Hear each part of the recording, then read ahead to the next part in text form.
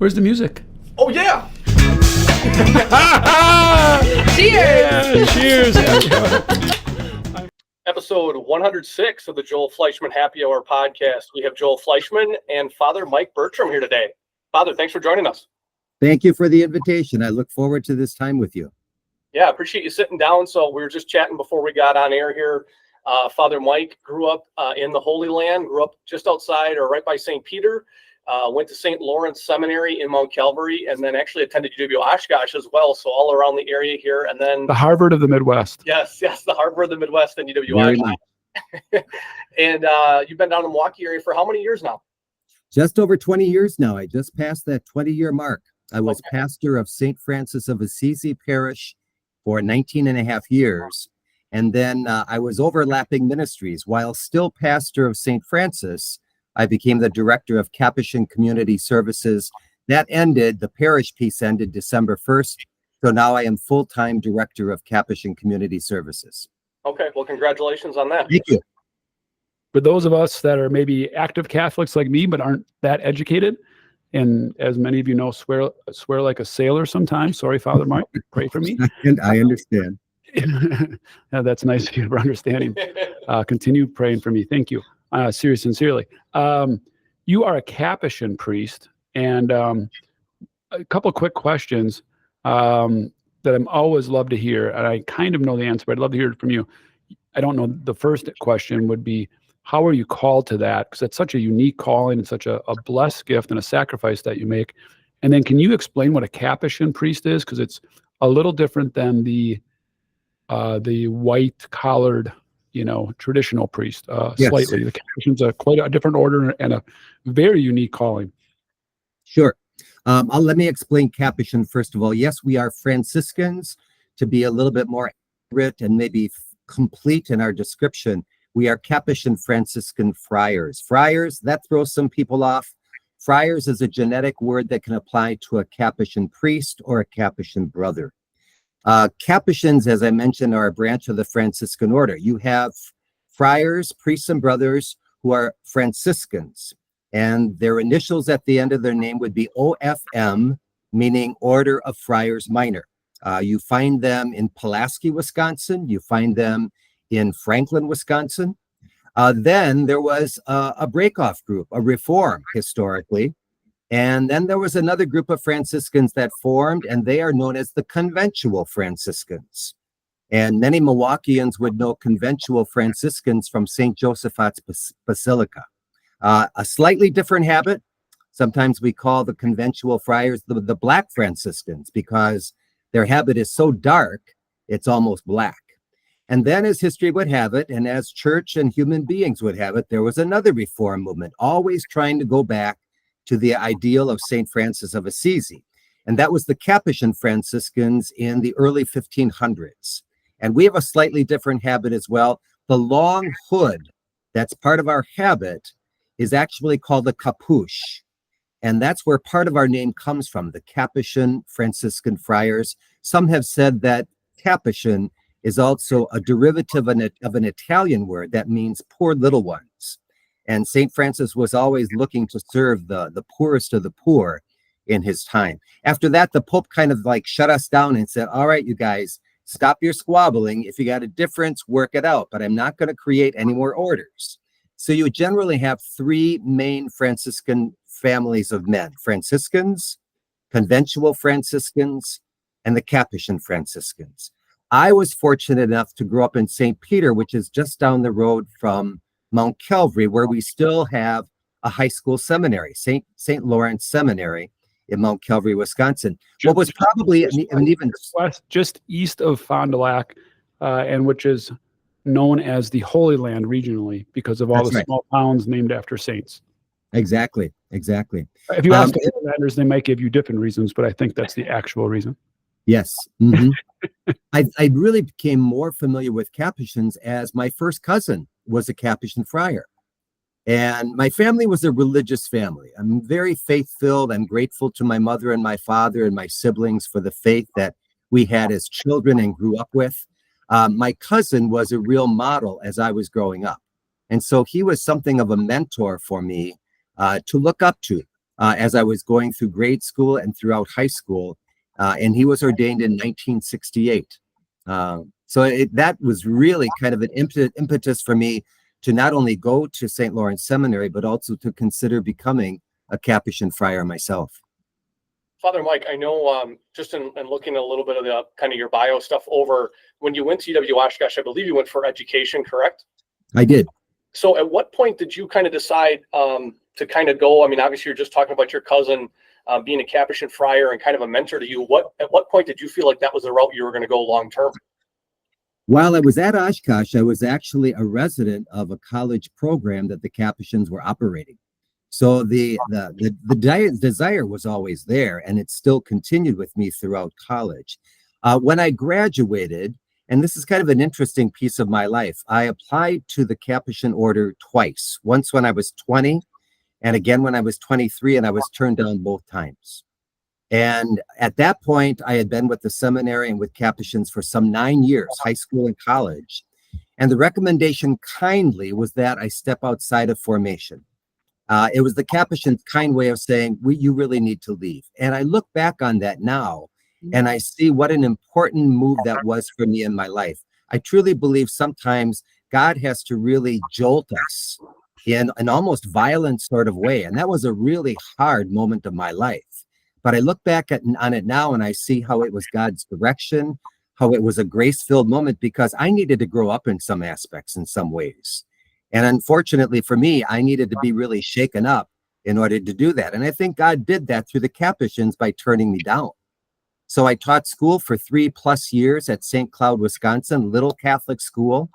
And through that all, believe it or not, 7th or 8th graders started saying to me, Father Mike, excuse me, they would say to me, Mr. Bertram, we really think you should become a priest, because they knew St. Lawrence Seminary, they knew my history, they knew my family. And believe it or not, I really believe that God spoke through those 7th and 8th graders. They constantly kept after me to say, we really think you have a vocation. And finally, after 3+ years, I did not renew my contract. And I went back to the Capuchins one more time, and I said, would you take one more look at me? And they couldn't believe I was coming back, but I lived with the Capuchins for one more year. And they said to me at the end, you've really changed. You've really grown. And I applied for the order a 3rd time. And at that point, I was accepted. All of that, I think, is just, grace-filled life and grace-filled experience of the way that God kind of works in our life. Also a great human story too for you, right? Oh, yes. Never give up. Never give up. Absolutely. If you're inspired something, don't settle, follow it. The whole experience of rejection. Boy, I tell you, rejection is a normal experience of human life. It's what we do with it that makes a big difference. Last podcast, we just talked about fall 7, rise 8 is one of my favorite sayings. It's not how many times we fall, it's how many times we rise up. Exactly. A little bit. And from the few friars that I've ever met, you guys are very humble. And you almost I think unintentionally kind of overstated who you are, right? So St. Francis of Assisi started the order 800 years ago, 500 years ago. Early 1200s, yes. Early 1200s. A million years ago, but the early 1200s, right? The faith of Jesus is not new. This is not a new thing. And he was 25 years old. He was very wealthy family. Correct. And yes. At the age of 25, he had a powerful conversion. And now, Father Mike, I'm not that well at scripture. I'm reading this off of Google. I know it a little bit, but I'm reading this off of Google. So, on Father Francis, but I do really appreciate that. He basically said, I am going to live as the people I want to serve.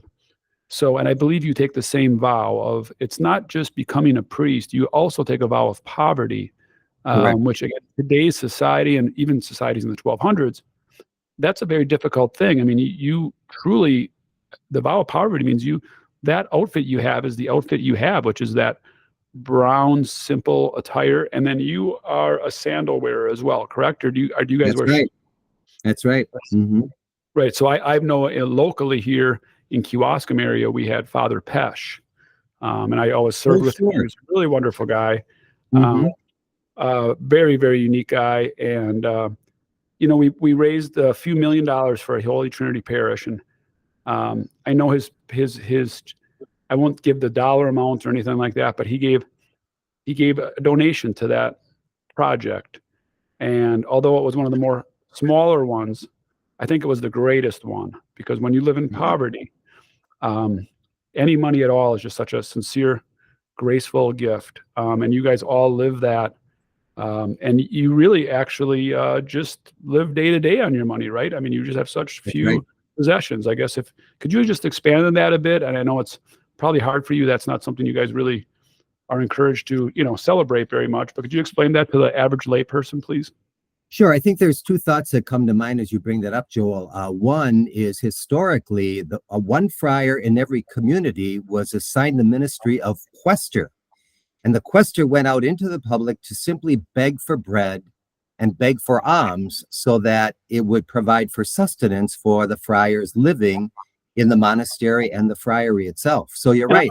And I just want to take a time out on that, like to actually, you got to actually digest that, right? As a person like me living fairly, you just run your credit card, you buy whatever you want. These are normal people that decided to do this, to beg for food, right? The glory of God. Like that is really a sacrifice. Heck, we, go to church once a week on a Sunday for an hour. Do you think that's a sacrifice? So an amazing sacrifice. Continue your story. I'm sorry to interrupt. That's all right, Joel. The other thing that I think of, I don't know that people understand how freeing poverty can be. And it has really that freedom dimension, because we can get very wrapped up in material things. And it's only when we let go of those things and become unattached that we recognize the great providence of God and the great goodness of other people as well. The community really provides for needs, but there's something that's really, I can't think of any other word than freeing when one professes poverty and doesn't have a lot of belongings. Even the car that I drive, it's registered in the name of the Capuchin order. I pray that I don't get pulled over by a police officer someday, because that police officer may be questioning whose car is this, because it doesn't have my name on the registration. It's really a very freeing experience, and it provides for a very happy life. And I've talked to a few, I think this is important to maybe mention, because I'm guessing a few people right now, for whatever reason, are now feeling guilty for the money they have. And I think I've talked to a few people such as yourself that do live in poverty that say, no, that is not right either. Could you kind of explain that?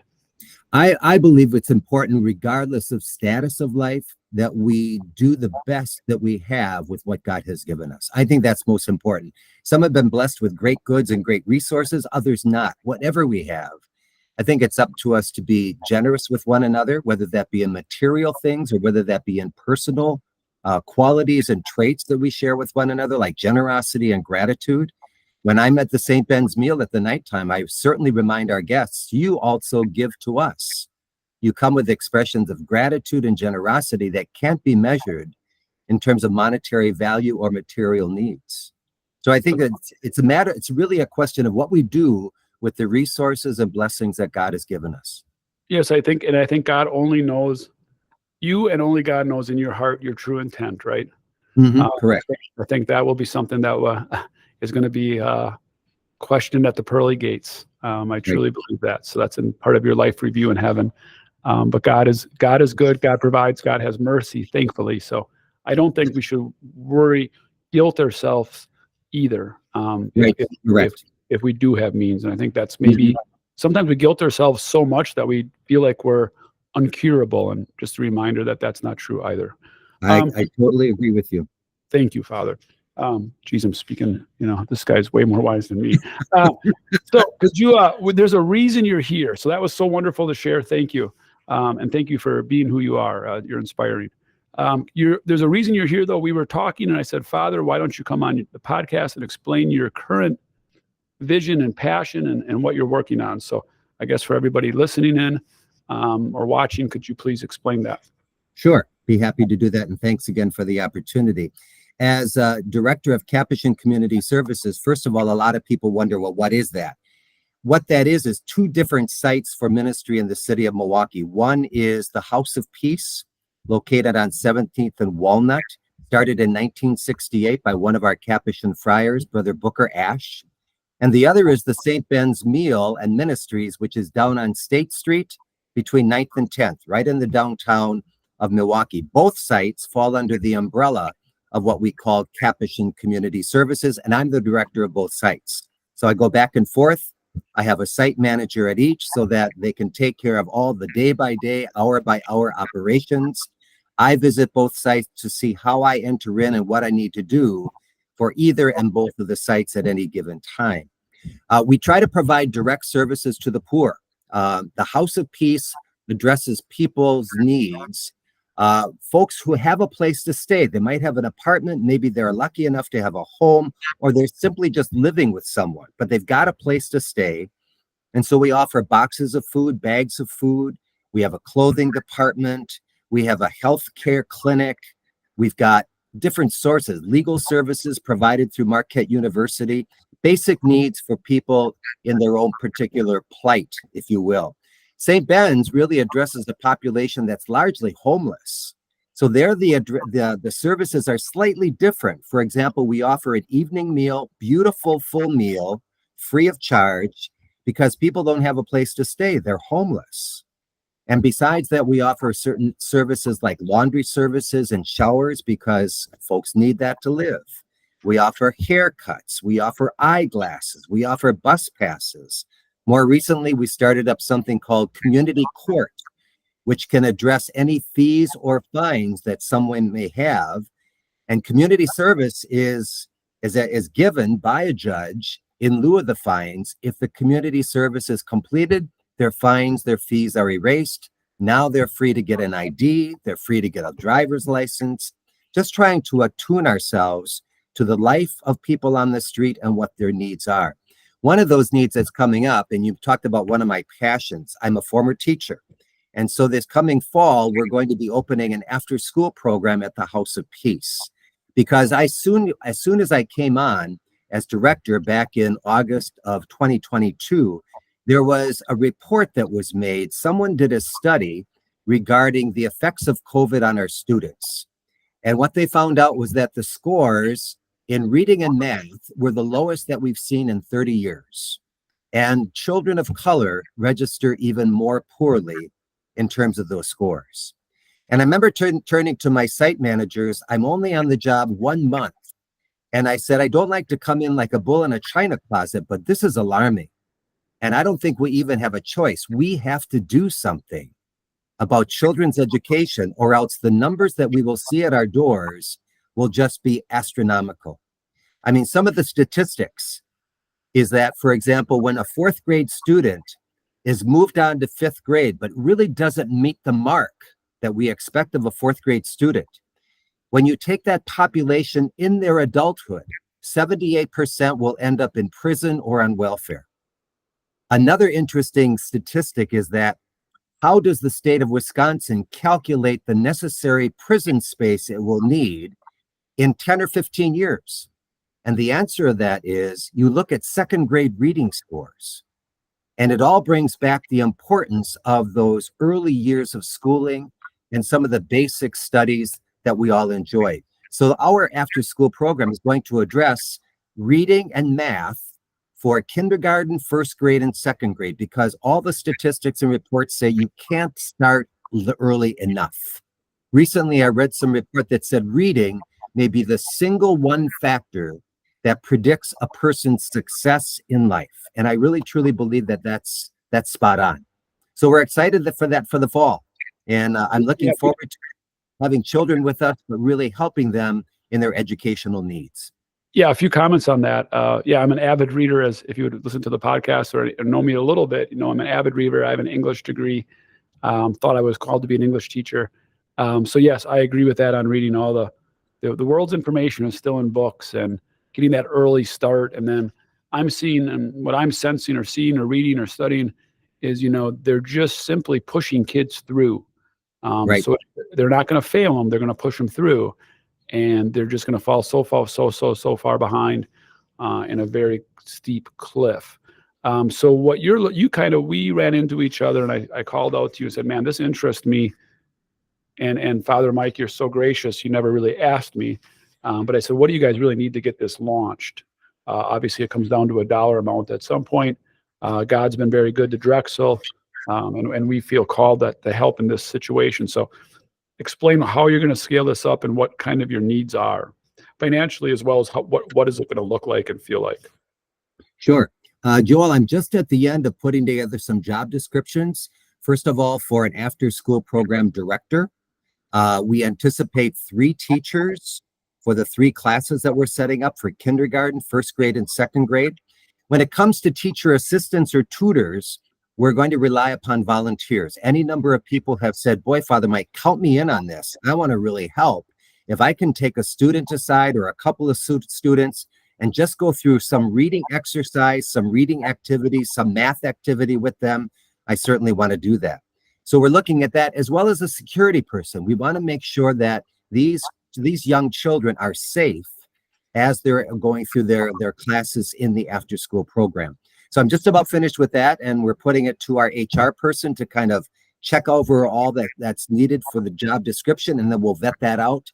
And already we're getting some people that are saying, count me in. Let me know that when you've got that job ready to go. I'd be very interested in applying for it. So you have a payroll that you're going to have to, so you're looking for funding, right? I mean, do you have any security yet? So you have funding for payroll? We've got some donations that have been coming in as people have heard about it. And you're going to need books and computers and desks and right. You have the space, but you need things in the space. Now, are you going to have after school snacks there? Correct. Anything like that as well? Putting together a budget to see if we can cover all the necessary finances that we're going to need for the program itself. Because I know when my gut's hungry, it's hard for me to read, right? I got to have a little bit in my belly. So Father, what is your need right now if you had to put a prediction out there? I would say, for starters, so that we really can move forward and get everything set up, I would say $15,000 would be a huge asset right now for us to have, just to be able to purchase the items that we need and really get things set up well. Yeah, you said 15,000? Yes. So 15. Okay, so what do you think, Marcus? I got a number in my head. Write down the number in your head. I'm watching Marcus's number here as he writes. All right, so Marcus put $10,000. So we're going to do 5 times that. We're going to do $50,000 to you, Father. Oh my gosh. To work, okay?